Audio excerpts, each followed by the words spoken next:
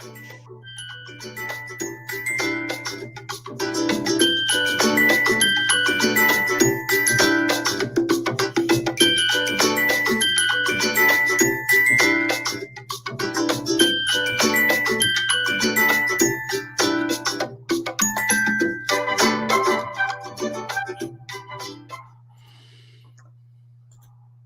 to Story Strategy Live. Hi, Dawn.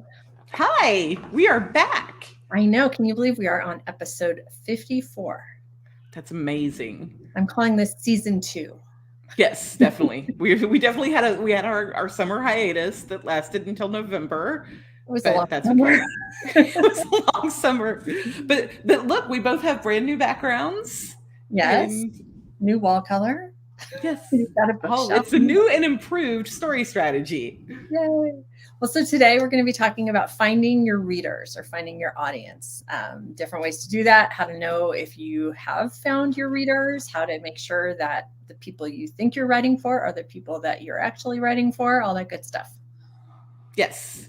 I'm so excited to get back into this stuff. It's been a long time. I know it has been. What have you been doing? Tell us what's happened between May 21st and today. I had a kid graduate from high school, and then we sold our house and we moved to the country, basically. We are not in the city limits. We are in a neighborhood. It's a small neighborhood and everyone has land. So there's acre lots, and we've been adjusting to that. I've had a snake in my kitchen. I had took a phone call from my son one day as he was driving down the major road that goes through town. Town is only 5,000 people, but there is a 4-lane road that with a median that goes through town. We do have 3 stoplights, and he was driving down that road, and I got a call of, Mom, there is a horse running down the median. What do I do? And I was like, you need to call 911. Is that what you do? I would not know. Yeah, because it's a problem. If hitting a horse is bad in a car. and so while he was calling 911, I hopped on the Facebook page, which if you ever need material for a book, get on a Facebook page for a small town, because it is hilarious. But I hopped on the Facebook page and somebody had already posted, hey, if you're missing a white horse, it's running down this road.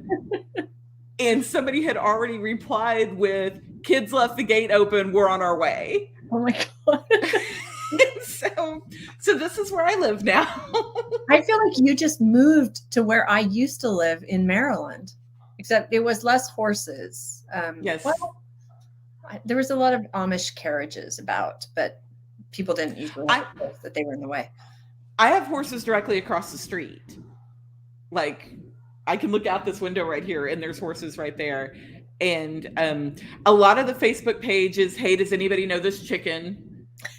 Because it wandered into our yard, or it'll like tag somebody and be like, your pig's in our backyard, you know. Oh my God. So yeah, it's interesting here. I love it. I really do. I did not love the snake in the kitchen. That was not fun. That was not okay. But everything else I'm really loving. And I'm loving the fact that it's Texas. It's the week before Thanksgiving and it's 65 degrees outside. We might hit 65 today. I feel like there was a 6 at the beginning of the number, but it was 19 degrees last night.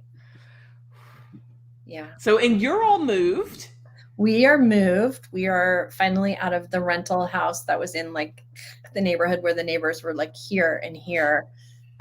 We found a great house in a fantastic neighborhood I'm really excited about. It feels like living in the mountains. There's pine trees and rolling hills, and Colorado is huge on open space. So there's all these parks and big paved trails and lots of open land, and it's perfect. So I have a lovely office. I'm very happy. Well, and I love your pictures that you've been posting about y'all hiking and taking the dog out for walks and stuff. Yes. Charlie Taco is happy here too, I think. He gets a lot of walks because we don't have a proper yard for him.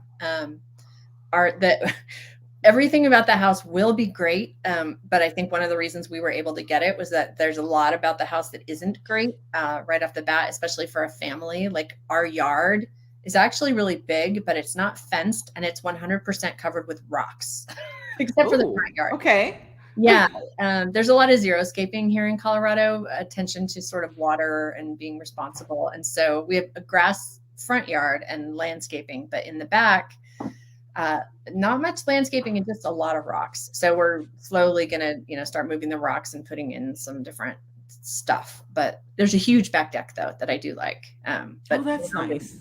Surrounded by rocks. So it's not ideal to put Charlie Taco out in the yard because A, there's no fence, and B, rocks.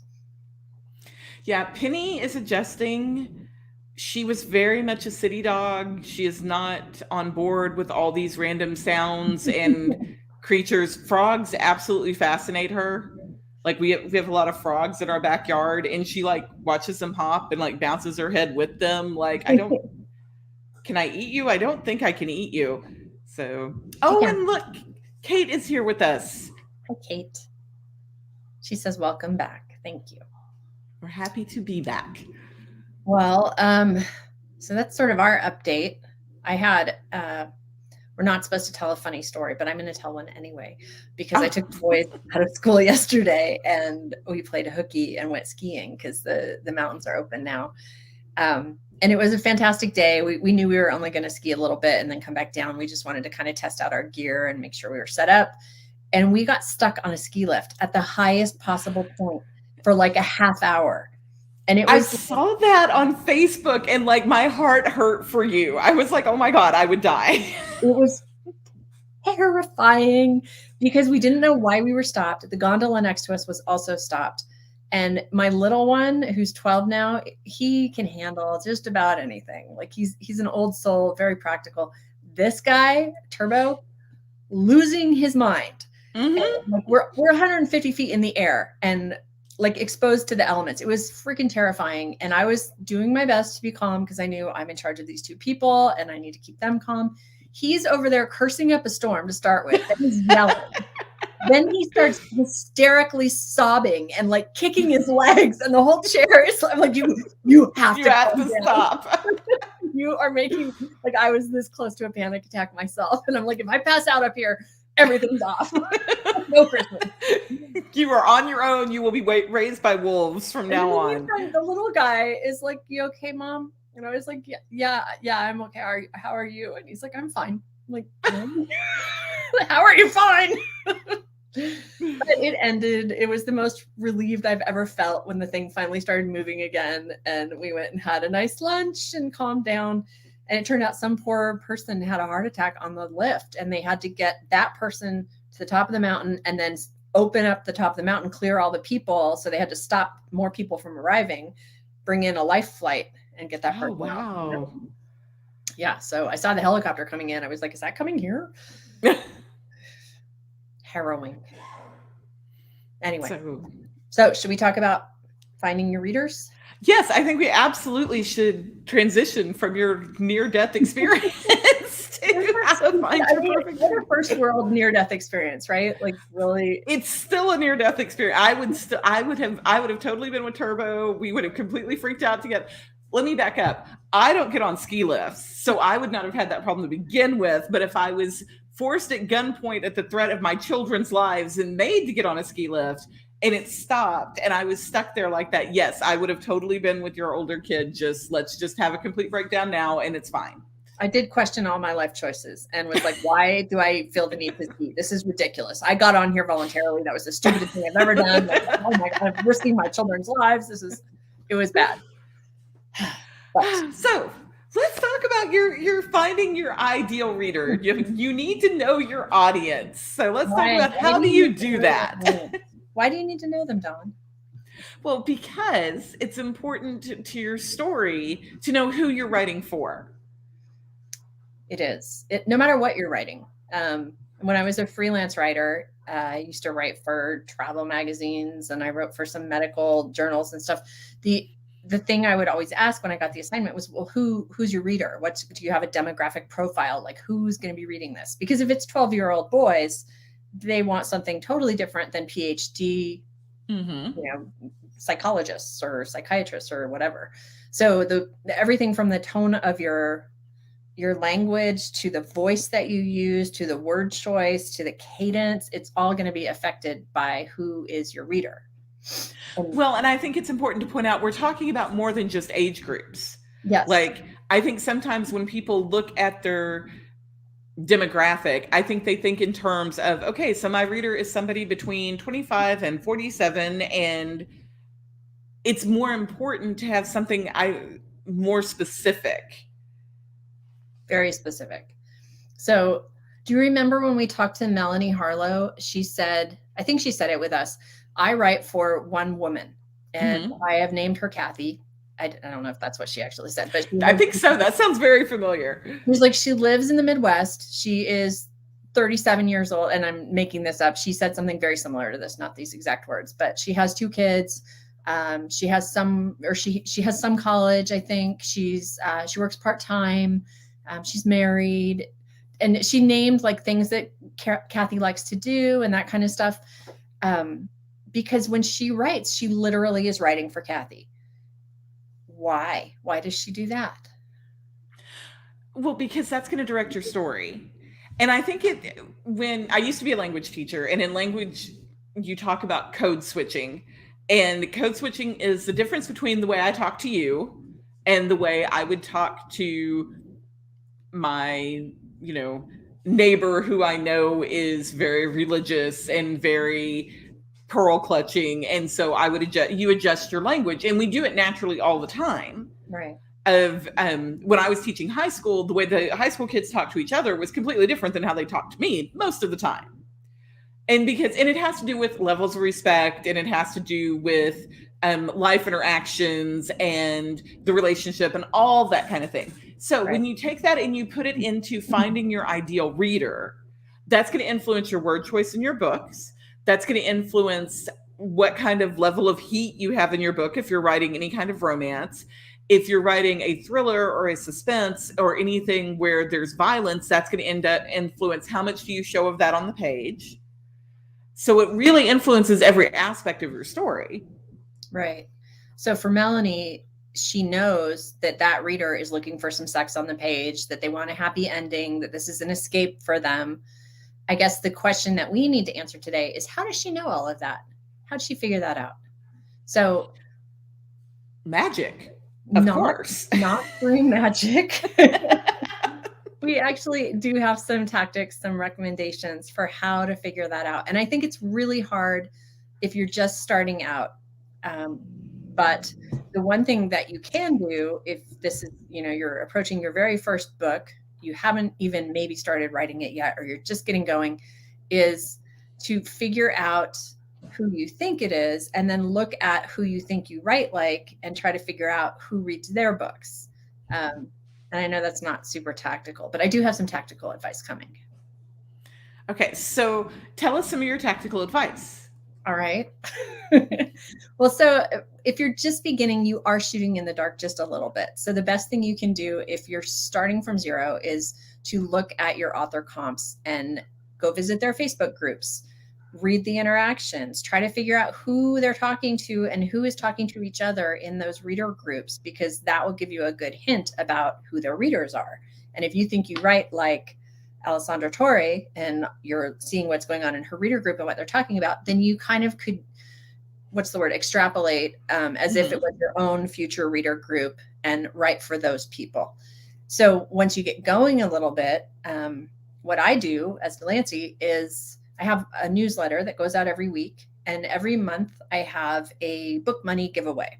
So if you open up my newsletter, you scroll down to the bottom, you'll see every single month an Amazon $25 gift card. And so I give one $25 gift card away every month. You can enter 4 times because I send my email 4 times a month. But I'm really only interested in your first entry, because what I do is I put a Google form attached to that. So when you click, I want to enter the book money giveaway, it takes you to a Google form. I ask for your name, your email address. Those are required. And then I usually have a few other required questions. And this is how I figure out anything I want to know about my readers, because people want free stuff. They want to win money. And so they'll usually be willing to answer some questions. And so that my last one, I just did a demographic survey to figure out if I was right about who I thought my reader was. And so I've got a lot of really interesting information, which for me validated that I was writing for the right audience, and that I was correct about who I thought I had. My readers are female, 97%. They're mostly white. They all, like 70% have some level of higher education. Something like 20% have adult children, 20% have kids between 10 and 20. Most are married or engaged or widowed or divorced. I guess that actually pretty much covers everybody. I don't have a lot of young single readers, is what I'm saying. Right. Between like 35 and 75 years of age, and most work at least part-time. So I learned all of that through that monthly survey, and I ask all kinds of things. Who else do you read? Which covers do you like best? And so this is how I gather tons of audience information, but I have a list of like 8,000 people. So, but even if you have 200, this is a great way to gather some data. Well, and I think that data can be very useful. I know you pointed out if you're just starting out, but if you are in a slump, or if you expected a book to do really well and it's not, I think having that data to fall back on and be like, okay, so I thought I was writing to 15 to 21-year-olds because this is a new adult book, and then you realize, okay, no, my demographic is actually older than that, and so some of it's going to be a little bit different. Or if you are targeting that a certain person, like if you have a person in your mind and you think, for example, they are between 18 and 21, they're in college right now, they work part-time, and are single. If you can talk to somebody who meets that demographic, or if you have somebody in your life who meets that demographic, then you can get some idea of, okay, is this something you would be interested in reading? And it puts you a little bit more in touch. Like you were talking about looking into the Facebook groups and connecting in other social media places. It puts you a little bit more in touch with that. Right. Or go look for a Goodreads reader group with that age range. Or, because I don't like going out and talking to people. I fear communicating with someone in my life who actually fits a certain demographic. I would much rather look online and see if I can figure stuff out. So there are plenty of resources online where you can figure out what the kids are talking about and that kind of stuff. And then what I would say for someone who doesn't have a big email list to try my tactic is set up a Facebook ad, have it go to a landing page, offer, a short story for free or a book for free.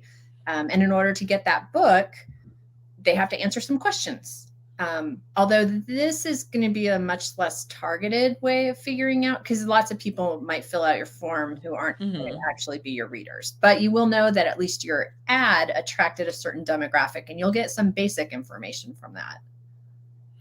Well, and I think going back to why is this important? How does it influence things? We talked about how it's going to influence your story, because first of all, you need a story that somebody is interested in reading. If you are writing about a divorced mother of adult children who decides she's going to restart her life and move to Montana and take over a goat farm, then you lost me at goats, but okay. As Nancy's eyebrows say, Dawn just went off a rail there. But if you're writing that book, you need to know who would be interested in reading that kind of book. Is your 18 to 21-year-old young single college person working part-time going to be interested in reading about goat farming in Wyoming? The goat farming. It was Montana. Montana. So that's why I think Melanie Harlow's point was so important, is when she was talking about, I know who I'm writing for and I know what I want to reach with them.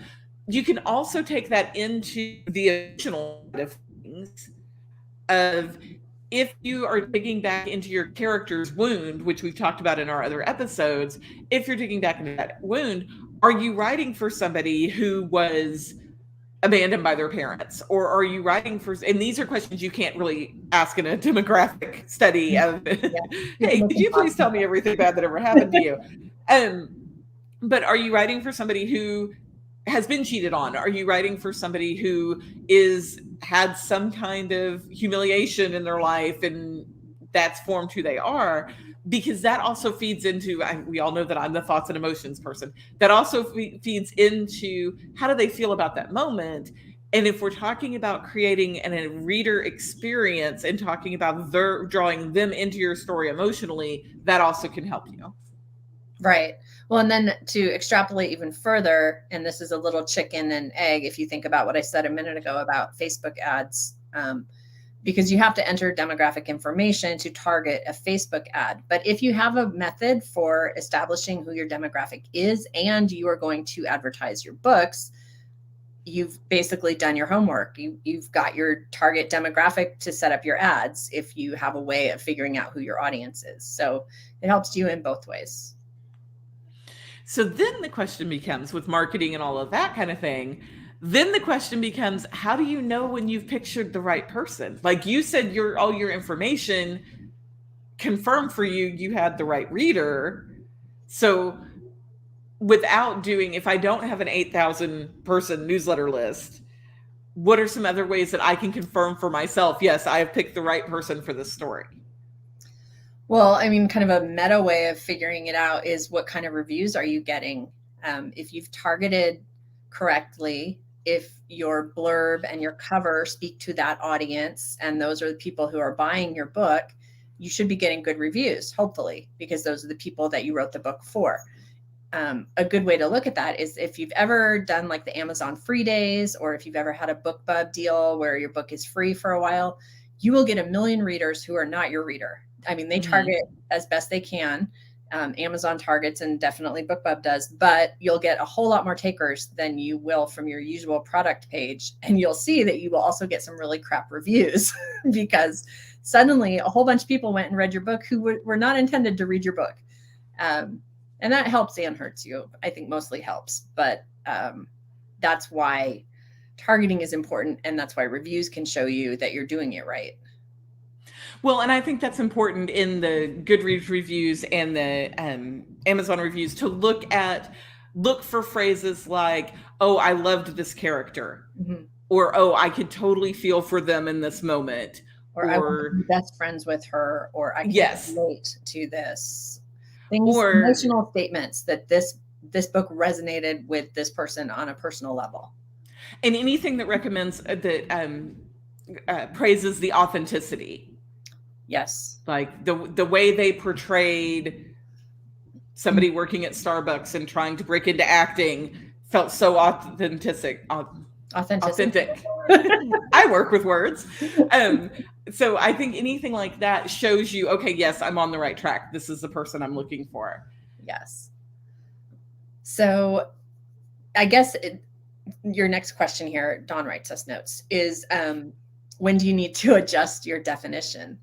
So I think that kind of goes hand in hand. If you're getting a bunch of reviews that say this did not feel authentic to me, or I can't relate to this character, she seems really young, or stuff like that, that kind of clues you in that your reader isn't the same person that you think it is, or you're just not hitting that target, then either you need to write differently or you need to retarget. And either one is a fine thing to do.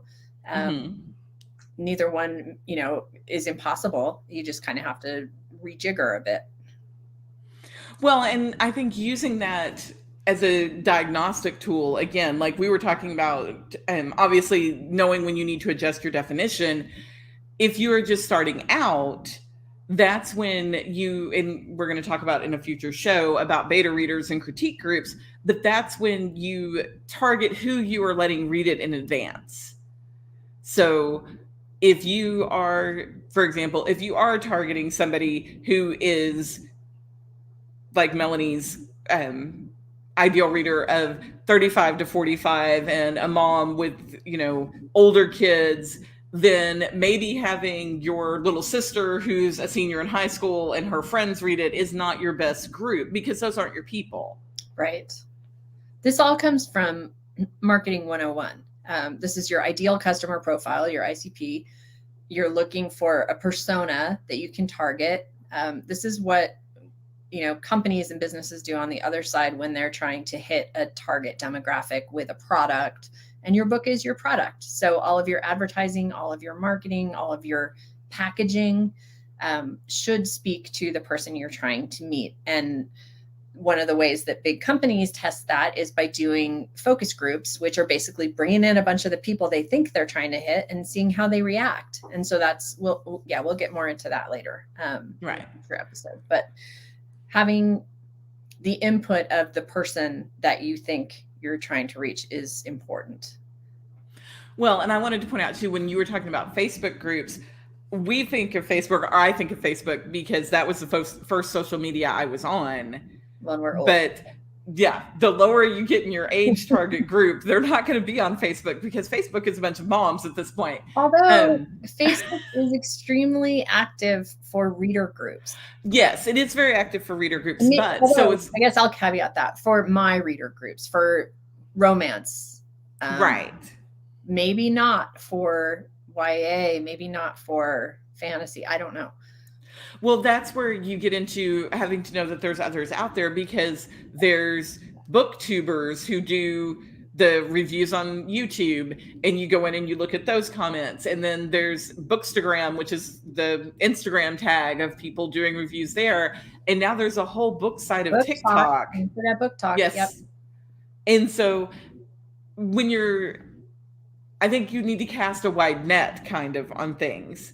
So if you do find an author that you appreciate and you're like, no, I write like this person, if you liked their books, you're going to like my books, then check out all of those little, like when you were saying, go to their website, check out all their social media that's listed there, and see all of the different places they are, and see all of the different places who are replying.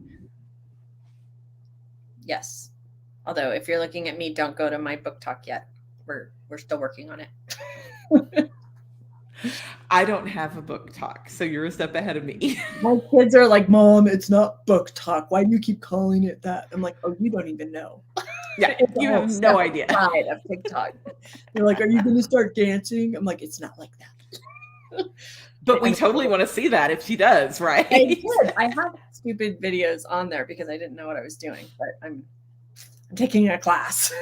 Okay. Like you're taking a class to learn how to post on TikTok, and I'm like, no, it's a whole separate thing. Shut up. Yeah. Well, and I think that also goes with finding your reader, because if your readers aren't on TikTok, if the person you're trying to target isn't on TikTok, you doing your silly dances is awesome, and we will be posting them in the Story Strategy Saloon. But that's not going to convert for you. Well, and that is actually something I should test in my newsletter questionnaire, and I haven't. Which social media platforms are you on? If you're reading my newsletter, you're my reader. So are you on TikTok? Should I even bother? Because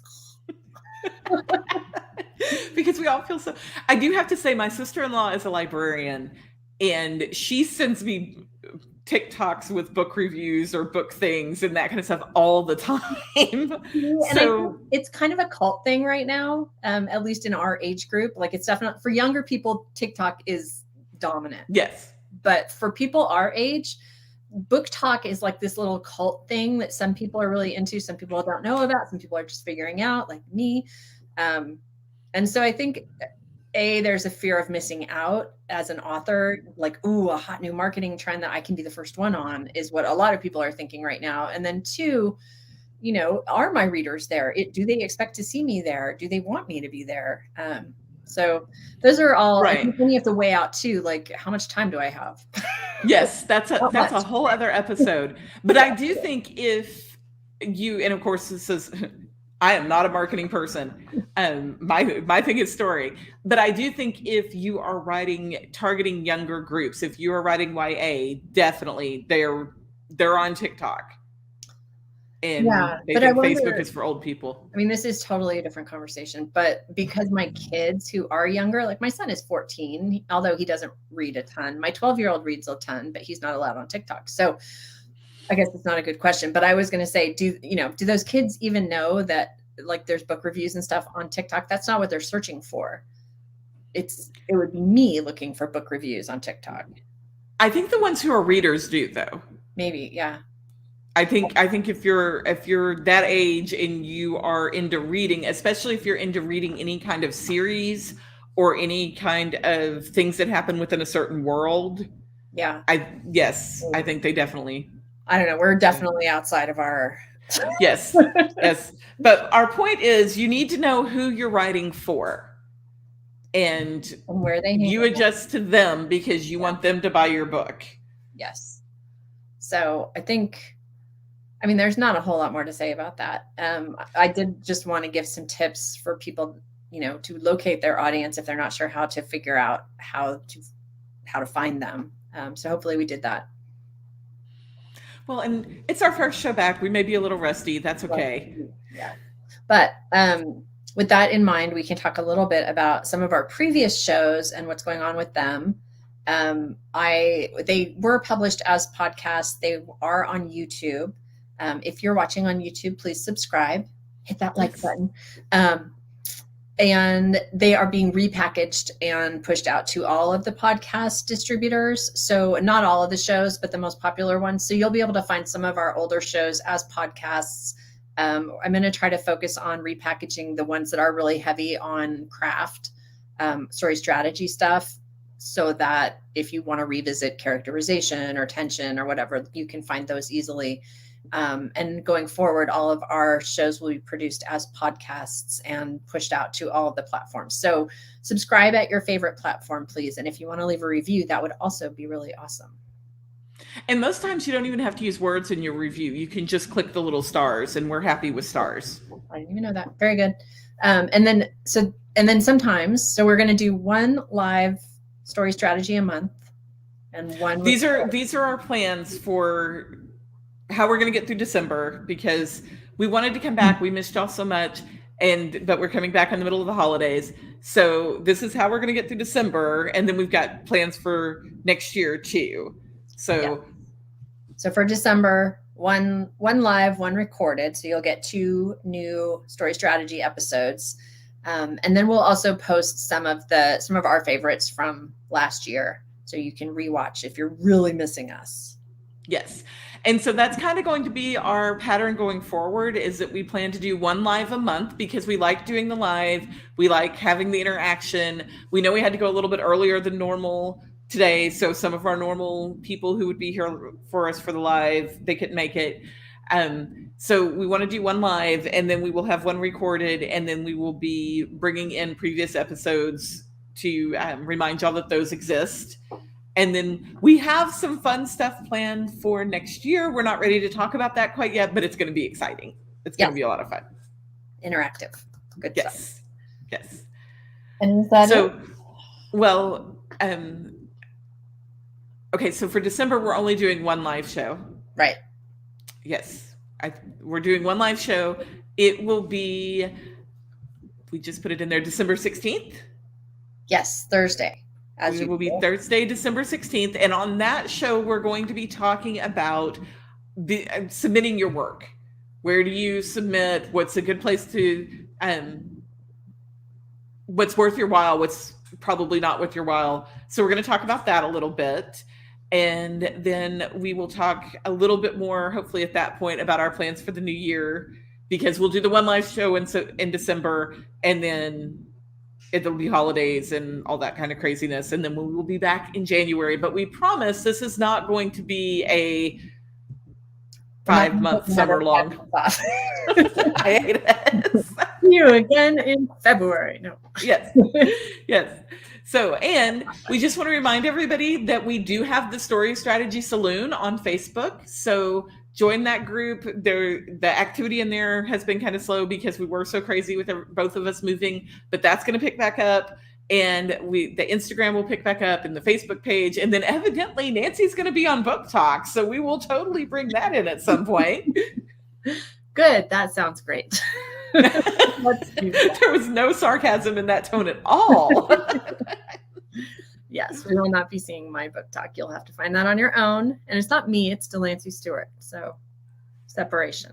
That's what I told my boys too, because they watched every single one of them with me in the car, forcing me to listen to myself. And they critiqued them for me. And I was Children like, are so amazing. this is not fair because these are not me. It is not your mom doing this. It's a brand. Like, this is a Right. company. Think about that. And they were like, they're still stupid. I'm like, okay. Thanks so much. Yes. So supportive. They're They so are. supportive. Yeah. They're like, you talk about your sex books on TikTok? I'm like, yeah, that's what I tell everyone. I've got sex books on TikTok. Yes, that's that. You should totally make that your tagline now. sex books on TikTok. TikTok. There you go. Yeah. Yes. No. So, okay. So we really appreciate y'all listening. We have missed you. Kate, thank you so much for showing up and being live with us. Yes. And we know this is a short show, but that's okay. We're just kind of getting back in the groove of things. Yes. And happy Thanksgiving ahead of time to US listeners. And we will see you again in December. Bye. Bye, guys.